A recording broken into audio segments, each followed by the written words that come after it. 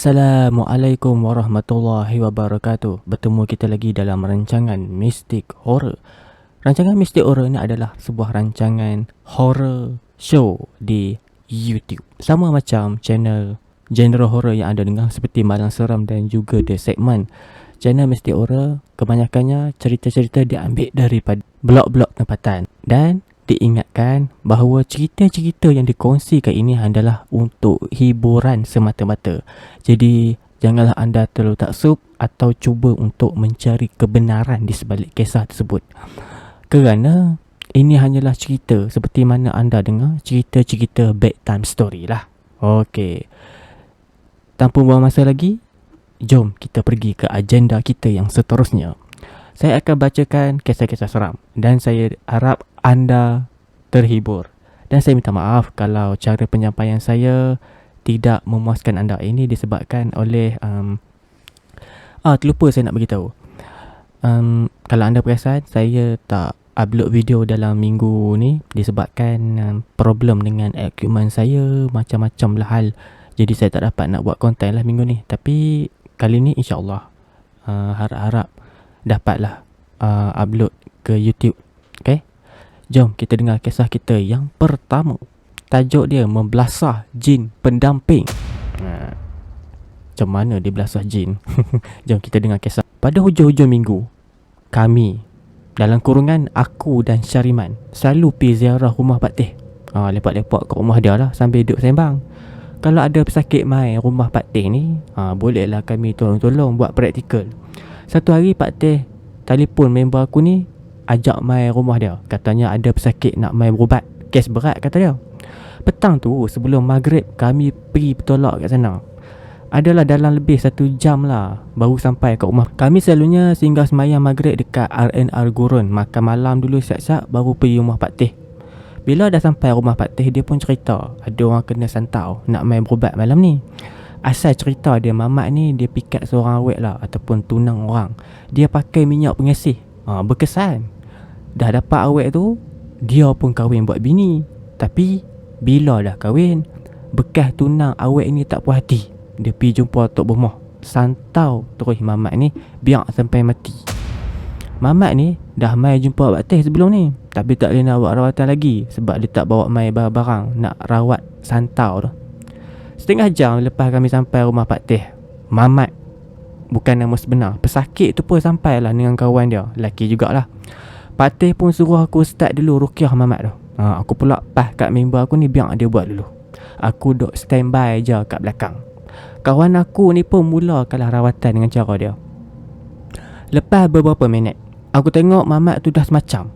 Tiba-tiba dia kerasukan. Mula-mula aku biar je kawan aku ni settle seorang-seorang. Tapi bila aku tengok Mamat tu dah makin agresif, aku dan Pak Teh pun masuk tolong pegang Mamat tu. Pak Teh dia pegang bahagian atas iaitu tangan, dan aku pula pegang bahagian bawah kaki. Sambil kawan aku ni duk meneruskan rawatan. Sambil-sambil tu aku pun cuba juga ikat kaki Mamat tu secara batin. Tapi tak jadi. Terpaksa aku minta dekat Mak Teh bawa mai perca kain nak jadikan tali, nak ikat kaki, tangan dan badan Mamat ni ataupun pesakit tersebut. Tiba-tiba Mamat tu makin lama makin agresif. Terus dia mengamuk. Dia ingat dia seorang je reti mengamuk. Aku pun reti juga mengamuk. Aku terus bagi buah gusti WWF derok kat dia. Aku kilas kunci kaki dia, kilas sawa berendam. Lepas tu aku ambil besi chopstick, aku kepek celah jari kaki dia. Terus dia jerit, "Aduh, sakit lah woi." Ambil rasakan hikmat kepitan chopstick aku.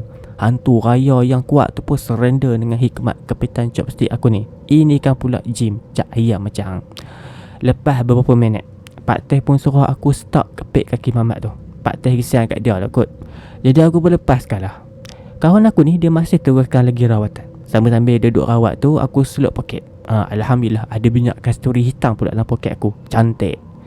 Aku pun ambil lah minyak tu, sapuh kat hidung Mamat tu. Apa lagi, jin dalam badan Mamat tu terus menjerit, "Busuk! Busuk! Menatang hampa-hampa buka hidung aku ni." Baik hang keluar lekas. Satgi aku titik minyak pi masuk lubang hidung lagi tu. Aku pun sapu lagi minyak kasturi tu kat hidung dia. Terus dia kelupak dan terlepas. Kami pun cepat-cepat pelekoh dia balik. Masa tengah duk pelekoh tu, tiba-tiba mamat tu baca mantra. Mantra yang tak dapat nak dipahami. Saya tak dapat nak baca. Awak ang cakap bahasa apa ni? Macam jampi ya. Aku pun tak apa jampi ni, tapi aku tak pernah baca pula dalam buku jampi-jampi ni. Mamat tu pun teruskan lagi bacaan mantra yang syirik tu sampai habis. Oh, ini ke amalan hang selama ni? Aku pun dengan tak herannya terus sambung pelekoh mamat ni. Member aku pun terus lanjutkan lagi rawatan dengan semangat yang berkobar-kobar. Dalam-dalam duk pegang mamat tu lah, aku seluk pula poket seluar aku sambil spray aroma terapi ruqyah yang aku buat sendiri. Bahan dia campur air mawar, zafaran, pati bunga, aroma terapi dan dijampi dengan bacaan ayat-ayat ruqyah. Aku spray muka mamat tu. Sekali lagi dia kelopak, dia menjerit kata busuk, busuk, busuk. Lepas tu dia terlepas, dah bangkit sendiri sambil dia usah aku. Dia tak puas hati dengan mata dia merah menyala. Dia ingat aku nak takut lah kot.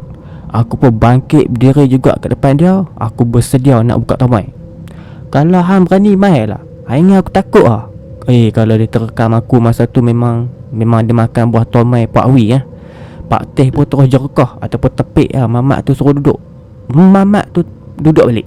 Kami pun cepat-cepat terekam pegang balik mamat tu. Tiba-tiba terlintas dalam hati aku nak guna kaedah tarik ilmu salah batil yang Ustaz Syakirim ajak masa kursus itu. Pun sentuh dada mamat tu sambil baca ayat kursi. Allahu la ilaha illa wal qayyum qayyum la ta'khuzuhu sinatun wa la naum lahu ma fis samawati wa ma fil ard. Dan ditambah dengan surah Al-Kahfi. Aku baca berulang kali sambil berdoa minta Allah tariklah segala ilmu yang salah yang ada pada mamat tu. Lepas tu aku buat isyarat tarik dengan seputus hati, buang, tarik. Lepas aku tarik, mamat tu pun terus tersedak daripada kena rasuk. Hang boh keluar asal benda apa yang hang duk simpan dalam poket seluar belakang hang tu? Ada benda dalam beg duit hang tu. Boh keluar mic tunjuk kat aku. Mamat tu pun buka. Rupanya ada sekeping kertas. Dia lipat-lipat. Tapi bila dia buka kertas tu, sarah memang ada tulisan ayat jampi. Tapi dia tulis dalam tulisan Rumi. Ambil mana ayat ni? Ni macam ni Pak Teh. Mak saya bagi. Dia suruh buat amalan lepas mayang. Dah 3 tahun duk amal ayat ni. Hang tahu dah ayat apa yang hang duk amal tu? Tak tahu. Saya baca je setiap kali lepas mayang. Mula-mula amal dulu memanglah malas. Tapi lama-lama jadi syok pula. Beribadah tak boleh nak tinggal. Kalau saya tertinggal sehari ibadah tu, saya akan jadi tak tentu arah hari tu. Kepala otak jadi tak berapa nak betul. Memang ada benda yang tak kena. Itulah ayat-ayat ni. Kalau hang nak beramal, hang kena pergi belajar, cari guru lah kan. Hang kena ambil ijazah dulu, baru boleh amal. Bukannya boleh duk amal ikut suka je. Nanti sila akhir bulan hang boleh jadi gila isim. Ginilah, saya nak beri nasihat kat abang lah. Abang tinggal sajalah amal dengan ayat ni. Abang amal ayat-ayat Al-Quran sebagai pendinding diri lagi baik. Dah confirm dapat pahala. Setiap satu huruf daripada ayat Quran yang abang baca, Allah beri 10 pahala. Ayat-ayat abang duk amal ni agak-agak dapat pahala tak bila abang baca. Tapi kalau abang nak beramal jugalah, saya nak cerita sikit lah. Abang kena belajar daripada guru yang berkelayakan, yang mengajar ilmu ni. Lepas tu dia kena ada sanad amalan daripada guru-guru yang terdahulu. Satu lagi, setengah perkataan dalam bahasa lain, especially bahasa Arab, kalau kita tulis dalam bahasa Rumi, tulisan Rumi, bila orang lain baca, sebutan untuk perkataan tu dia dah tak sama. Dia sebab ada huruf-huruf Arab yang bila ditulis dalam tulisan Rumi, sebutan dia jadi lain. Bila sebutan tak sama, makna dia pun berubah. Abang ngerti baca Quran tak? Boleh lah sikit-sikit, tapi duk mangkuk lah. Quran ni bang, kita kena baca selalu. Lama-lama elok lah baca. Tapi banyak lagi aku sembang dengan mamat ni, tapi aku malas nak tulis. Habis aku duk belajar kat mamat tu, dia nak dengar ke tak dengar aku lantak pi Aku pun suruh balik dia ke Pak Teh, nak sama balik rawatan santau yang dia kena tu. Itulah dia kisah kita yang pertama. Okey, jom kita teruskan dengan kisah kita yang kedua. Kisah kita yang kedua bertajuk Resort Puaka. Salam sejahtera. Aku nak cerita kisah yang berlaku kepada kawan atuk aku sendiri tentang ada satu resort penginapan dekat area kampung. Resort ni dia ada dekat area Selangor, tapi lokasi dia lebih baiklah aku tak cerita. waktu aku masih kecil dululah. Setiap kali pergi dan balik kampung, aku selalu lalu depan resort ni. Tapi aku pelik lah, disebabkan kawasan resort ni tak strategik dan tarikan yang ada pun kolam renang aja. Jadi aku pun tanyalah kepada atuk aku, disebabkan atuk aku ni penduduk lama kat situ. Jadi dia mesti tahu tentang resort tersebut. Aku pun tanyalah, Atuk tahu tak tentang resort yang dekat dengan simpang jalan? Atuk aku berjawab, kenapa nak tahu? Kamu ada nampak apa-apa ke? Aku pun ceritalah dekat atuk bahawa aku nak tahu sangat tentang resort tersebut, dan aku tak pernah langsung pergi dekat resort tu. Tapi bila dengar resort tu ada kolam renang, aku time tu sebagai budak of course lah suka, dan aku akan cerita dekat mak aku untuk pergi kat resort tu untuk mandi. Tapi mak aku tak bagi. Kemudian atuk aku dia cerita lagi tentang kisah resort tersebut. Menurut kata cerita daripada atuk aku, dari luar bila kita tengok daripada sudut jauh, memang resort tu akan nampak macam beroperasi macam biasa. Struktur resort itu pun masih lagi kukuh. Tapi sebenarnya resort ni dah lama tak operasi, dan resort tu ditinggalkan macam tu aja. Aku tanya lagi, Atuk, kalau dah tak beroperasi, tapi kenapa dia orang tak robohkan? Atuk aku jawab, dia orang bukan tak nak robohkan, tapi tak boleh roboh. Sebab setiap kali dia orang nak roboh, ada benda pelik yang berlaku. Contoh dia, truk enjin tiba-tiba mati, peralatan tiba-tiba hilang, dan yang paling teruk, ada yang kena histeria. Atuk kata resort tu dulu milik kawan dia yang dah lama meninggal dunia. Tapi dia sempatlah cerita tentang kejadian aneh dekat resort tu. Kata atuk aku, dulu resort ni milik arwah atuk dia, dan resort ni dibina disebabkan setiap kali perayaan semua orang akan balik kampung. Dan orang dulu-dulu ada anak yang ramai, dan bila dah beranak pinak, rumah jadi sempit. Jadi resort itu dibina untuk memudahkan dia orang. Sebelum perayaan hampir tiba, dia pun uruskan resort tu macam biasa. Tapi ada benda ganjil yang berlaku pada waktu tu. Atuk dia pernah cerita, kalau dia nak semayang, jangan semayang kat resort tu, pergi solat dekat surau. Sebab resort ni tak ada ruang solat yang disediakan. Surau pun dekat aja daripada situ. Walaupun dekat, tapi kawan atuk ni tak suka buang masa, jadi dia solat lah dekat office dia. Waktu dia sedang solat, tingkap pejabat dia tiba-tiba terbuka. Solat dia jadi terganggu, jadi dia pergi tutup tingkap dan sambung balik solat. Tak lama kemudian, tiba-tiba pintu office dia terbuka secara perlahan-lahan. Cekik. Solat dia terganggu sekali lagi, dan dia pastikan semua tingkap dan pintu berkunci. Bila dia sambung balik solat, tiba-tiba pintu almari pula yang berbunyi. Tapi kali ni dia terus fokus pada solat dia dan tak endahkan bunyi tadi.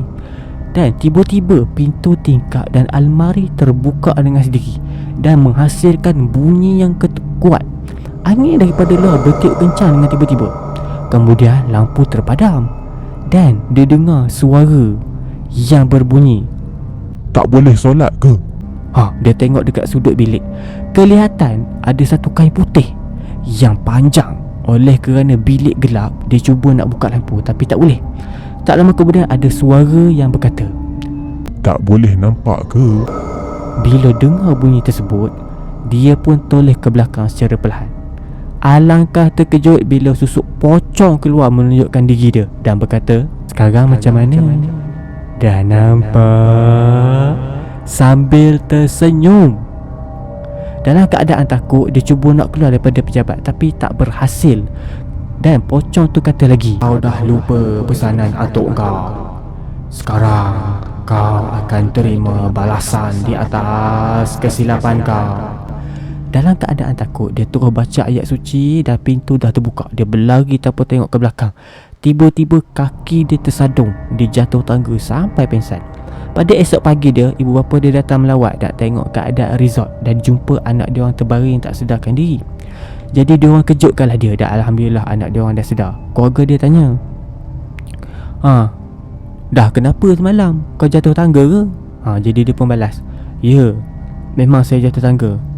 Keluarga dia sangat risau bila jumpa dia terbaring dekat bawah tangga. Maklumlah, anak tunggal. Kawan atuk ni dia jujur, dia tak pernah menipu, lebih-lebih lagi pada orang tua dia sendiri. Jadi dia pun cerita pada orang tua dia apa yang berlaku. Setelah habis bercerita, ibu dia tak percaya. Dan ibu dia kata ini mungkin sebab dia terlalu penat bekerja. Sepanjang arwah atuk dia masih hidup, ibu dia tak pernah alami gangguan makhluk halus. Ayah dia juga sama pendapat dengan mak dia. Kemudian Ustaz Zul datang melawat. Dia kata waktu solat subuh dia tak ada kat surau. Ayah dan ibu dia jemput Ustaz Zul masuk. Ustaz Zul ni orang lama, jadi dia kenal sangatlah dengan atuk dia. Bila Ustaz tu datang, dia tanya khabar dan ditanyakan apa yang dah berlaku sampai dia jatuh terbaring atas katil. Walaupun cerita ni dia melibatkan urusan peribadi keluarga dia, tapi dia tahu dia tidak gila dan apa yang berlaku memang benar. Jadi dia pun ceritalah habis, cerita segala-galanya pada Ustaz Zul.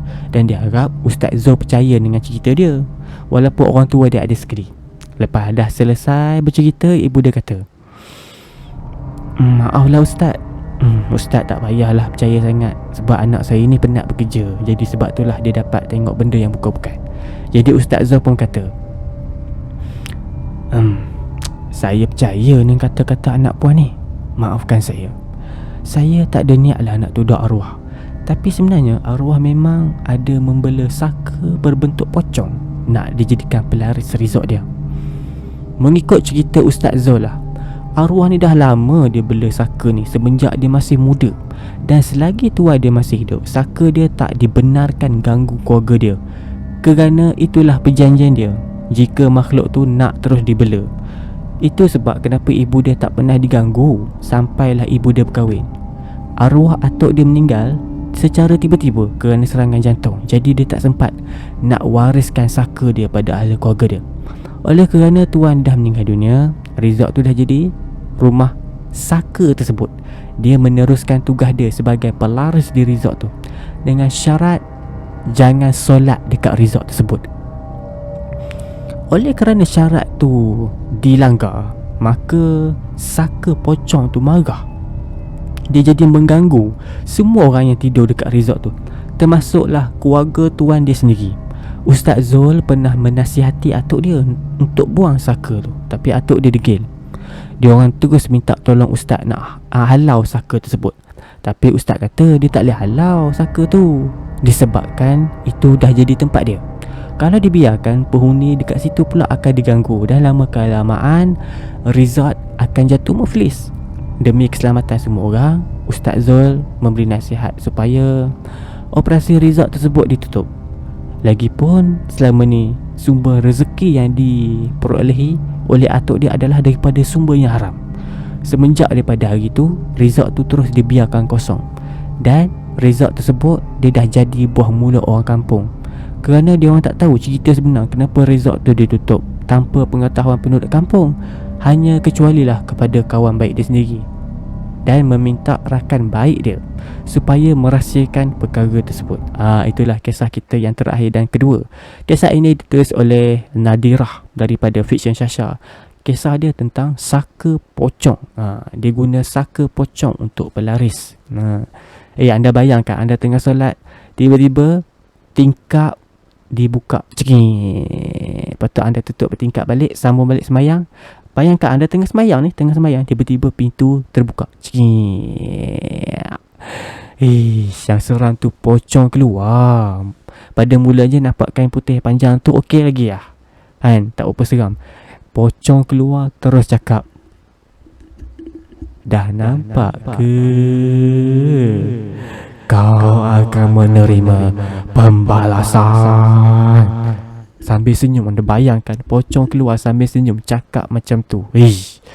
Tak berani lah nak sembahyang sorang-sorang. Okey, itulah kisah kita pada malam ini. Terima kasih kerana sudi mendengar. Saya minta maaf kalau kisah ni tak berapa seram lah, tapi kisah dia menarik. Saya dah baca dulu dan saya persembahkan kepada anda. Terima kasih kepada anda yang dah support channel Mystic Horror. Channel Mystic Horror dah hampir nak capai 1,000 subscriber. Jadi saya haraplah sangat kepada anda semua yang sedang dengar video ini, tolonglah subscribe. Jika anda tak subscribe, rugilah sebab tak dapat notification kalau ada episod baru ataupun cerita baru yang diupload kepada YouTube. Dan saya nak bagi tahulah dekat anda sekali lagi, Saya jarang buat video pada minggu lepas disebabkan ada problem dengan equipment saya. Laptop saya tiba-tiba hang dan webcam pula jadi macam tak berfungsi, jadi saya tak buat lah. Tapi Alhamdulillah saya baik elok kan. Jadi itulah dia, nak jadi YouTuber low budget. Inilah dia. Macam-macam masalah, tapi itulah, saya anggap itu dugaan lah kan. Sebelum kita nak berjaya, kita ada halangan ya. Kepada yang masih struggle, saya doakan kepada anda supaya anda dipermudahkan urusan. Okey, itu sajalah kisah kita pada malam ini. Jumpa anda on next video. Assalamualaikum.